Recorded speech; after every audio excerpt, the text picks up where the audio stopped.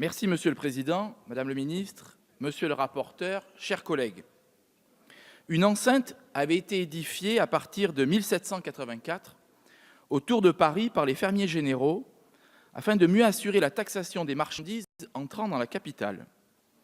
Cette mesure, avalisée par le roi Louis XVI, était la marque d'un temps où l'on se souciait peu de savoir si le peuple considérait légitimes les décisions qu'on lui imposait.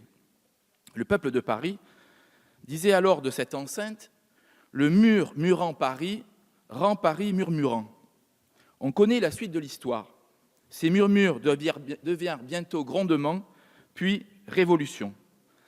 Je ne m'aventurerai ni à décrire un alexandrin décrivant les effets de la limitation à 80 km/h sur les axes secondaires dans la France rurale, ni à pronostiquer une nouvelle prise de la Bastille, ni à faire des comparaisons hasardeuses entre l'arrière-petit-fils du roi Soleil et le président jupitérien, mais je vous assure que le mécontentement de la France rurale est aujourd'hui plus qu'un murmure, et cette colère se justifie pleinement.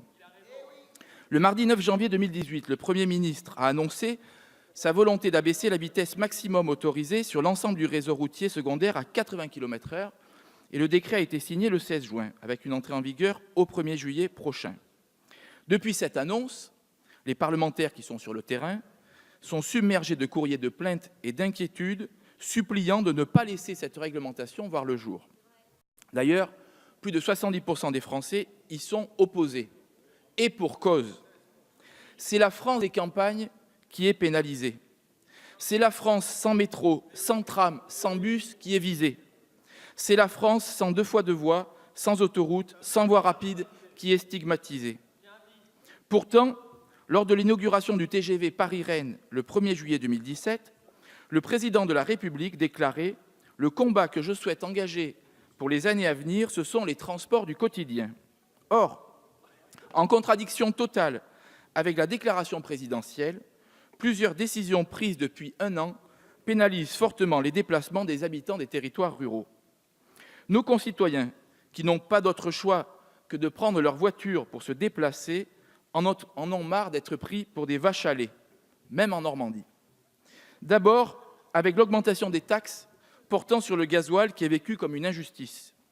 On a poussé durant des années nos concitoyens qui se déplacent chaque jour à opter pour le diesel, et maintenant on les montre du doigt en les qualifiant de pollueurs pour justifier une augmentation vertigineuse des taxes sur le gasoil qui va encore croître durant 3 ans.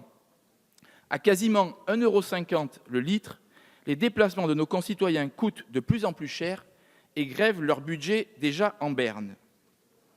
Autre mesure qui plombe le pouvoir d'achat et pénalise les déplacements, les nouvelles règles du contrôle technique entrées en vigueur il y a quelques jours. Le nombre de points de contrôle passant de 123 à 400, non seulement la note est plus salée, entre 20 et 30%, mais en plus, on introduit la notion de défaillance critique qui impose des réparations dans un délai de 24 heures. Le risque est grand pour nombre de foyers de voir la deuxième voiture du couple tout simplement interdite de rouler. Et enfin, troisièmement, la mesure du 80 km/h s'ajoute à toutes ces décisions injustes. Elle fracture un peu plus le pays entre métropole et campagne, entre ceux qui bénéficient d'infrastructures et de services et ceux qui n'en ont pas, entre ceux qui auront toujours les moyens de payer des contraventions, des stages de récupération de points, des chauffeurs, et ceux qui ont du mal à joindre les 2 bouts en fin de mois. Les professionnels dont l'activité est liée au déplacement routier seront immanquablement très touchés par cette mesure, voyant leur temps de trajet considérablement allongé. Un commercial, par exemple, parcourant 250 km par jour, pourrait voir son temps de travail annuel augmenter de 2 semaines et demie.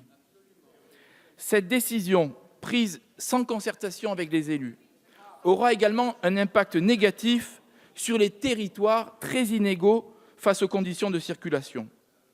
Le délégué interministériel à la sécurité routière, Emmanuel Barbe, estimait sans certitude le nombre de kilomètres touchés à 400 000. En réalité, c'est plus d'1 million de kilomètres répartis très inéquitablement sur le territoire qui seraient concernés. Et de manière bien évidente, ce sont nos campagnes qui vont être touchées de plein fouet. Par exemple, dans l'Orne, Madame le ministre, ce sont près de 12 000 kilomètres de routes qui vont passer à 80 km/h, c'est-à-dire 99% de notre réseau total, puisque nous n'avons que 100 km de 2x2 voies. Ces disparités ont pour effet une augmentation des temps pénalisante pour les habitants des territoires ne bénéficiant pas d'infrastructures routières modernes ou d'alternatives à l'usage de la voiture. Elles contribuent à l'enclavement des territoires ruraux et pénalisent donc leur attractivité. Madame le ministre, que les choses soient claires également. Nous souhaitons tous moins de mortalité sur nos routes.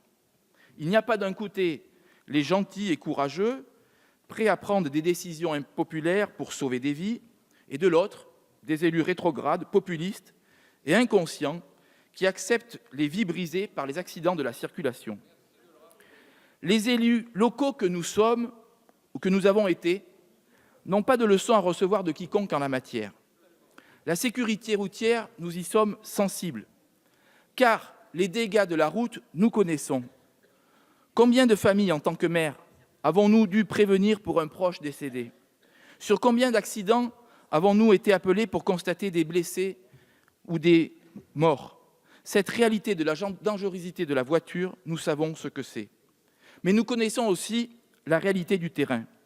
Et donc, nous savons que la baisse uniforme et généralisée de la vitesse sur l'ensemble du réseau routier secondaire est une aberration, car elle ne permettra malheureusement pas une diminution des accidents.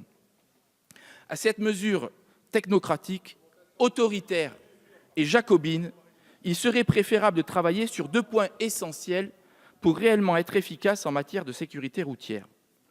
Le premier consisterait à ce que l'État accompagne les collectivités dans leurs investissements pour des infrastructures routières plus sûres. Dans mon département, le conseil départemental est en train de relier en 2x2 voies les villes principales de Flers et d'Argentan. Il le fait avec le peu de moyens dont il dispose et grâce à l'aide du conseil régional, mais point d'État. Même sur la seule route nationale de l'Orne, qui relie à Paris, la RN 12, l'État ne met pas 1 euro pour sécuriser ou passer à 2x2 voies. Là aussi, ce sont les collectivités locales qui sont appelées à la rescousse. L'État, par contre, Madame le ministre, se contentant de mettre des bâtons juridiques dans les roues.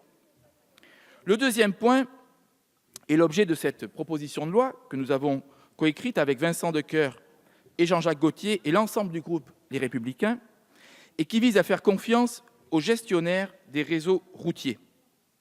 Il est bien évident qu'ils sont les mieux placés pour adapter la vitesse selon l'état des voies, leurs caractéristiques, leur entretien. Oui, à certains endroits, une baisse de la vitesse maximale à 80 km/h est judicieuse, mais à d'autres, c'est peut-être même à 60 ou 70 qu'il faut passer. Par contre, certaines voies dégagées, sans courbe prononcée, peuvent tout à fait rester à 90 km/h. Cette proposition de loi appelle à du pragmatisme et du sur-mesure, en se basant sur la proximité et sur les élus locaux qui ont une connaissance fine de leur réseau routier et des lieux accidentogènes. Il est par exemple évident que le maire du Havre est plus éclairé pour indiquer la vitesse maximale sur la route industrielle reliant le centre-ville à Le Haude que le Premier ministre lui-même. Le texte que nous proposons donc ce matin permet d'avancer concrètement en matière de sécurité routière, tout en sauvegardant l'attractivité de nos territoires ruraux et en sécurisant le déplacement des habitants. Nous avons, Madame le ministre, le même objectif que le gouvernement, mais les voies et moyens que nous proposons sont différents. Chers collègues de la majorité, vous avez peut-être vous aussi droit à un joker sur cette question, comme le ministre de l'Intérieur. Eh bien, il est temps de jouer carte sur table et de nous rejoindre sur cette proposition de bon sens et ensemble, approuvons ce texte.